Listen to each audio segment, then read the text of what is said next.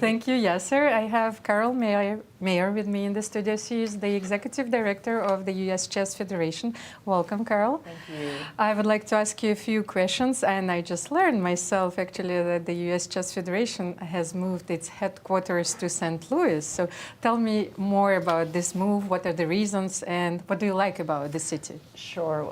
U.S. Chess decided about a year and a half ago to make the move from its prior home in Crossville, Tennessee, for a variety of reasons.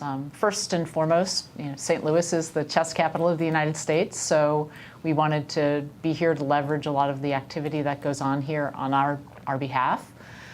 But it also became clear that over time, Crossville had served us well, but we were having a difficult time hiring the kinds of staff and the skills we needed in Crossville. So our board voted in December of 2022, or actually January of 2022, to make the move, and that set in motion a series of things, finding space, and then of course selling the building we owned in Tennessee, which we sold last August.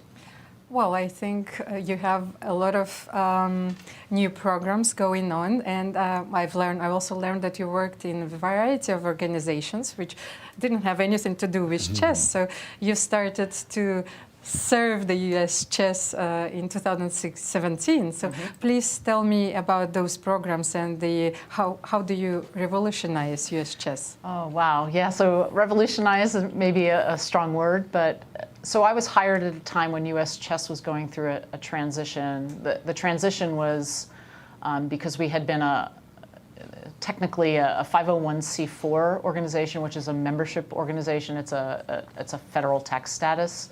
And during the prior years, we became a 501c3, which is a charitable organization. And in order to maintain your charitable status, much like the St. Louis Chess Club, you have to meet your mission. And so I was hired to do a handful of things. One was make us more like a charity while preserving our traditional activities of being a membership organization and serving our members, having a rating system and all.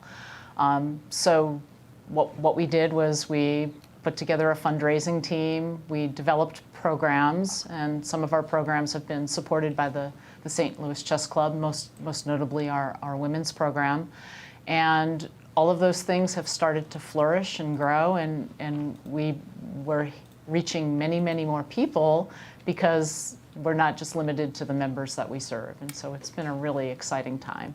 Well, talking about the members, could you tell me what is your membership base and what is the percentage of men and women who play chess in America? Sure. So this has been an amazing year for us. During COVID, we lost almost 50% of our members. And in May 2021, our membership bottomed out, and we started gradually climbing back. And in February this year, we hit 100,000 members for the first time, which was a huge milestone for us. Currently, our membership is about 12.5% female, which is a very, very small percentage. We're working with our women's program to try to grow and retain more women in chess.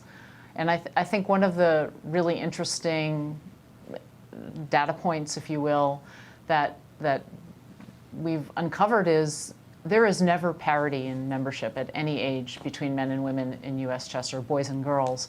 And so the gap is the smallest at age 5, and it continues to widen all through the ages. And that's really a difficult challenge for us to try to solve. And through our women's program and through other activities like our support for Title I schools, we're just trying to bring more kids into the game of chess. And some of them will be female, and we're just going to keep at it until we see more parity. Thank you, and those are very important initiatives indeed.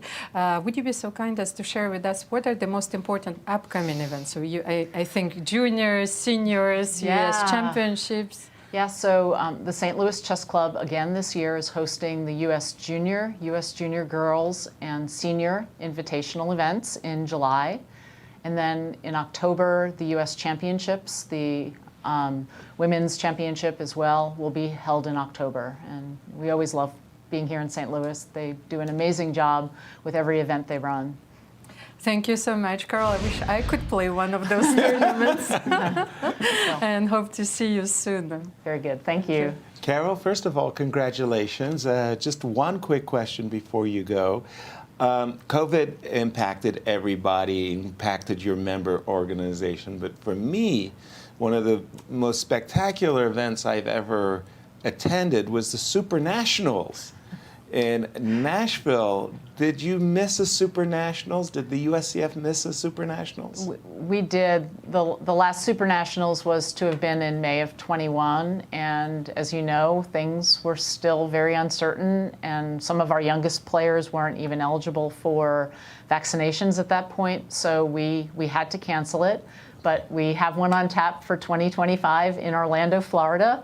So we're looking forward to that, and we expect it to be really, really big, probably 6,500 or 7,000 players. Wow. Wow. Well, again, congratulations. Thank you for everything you do, you, Carol. and especially to the executive board as well for your leadership.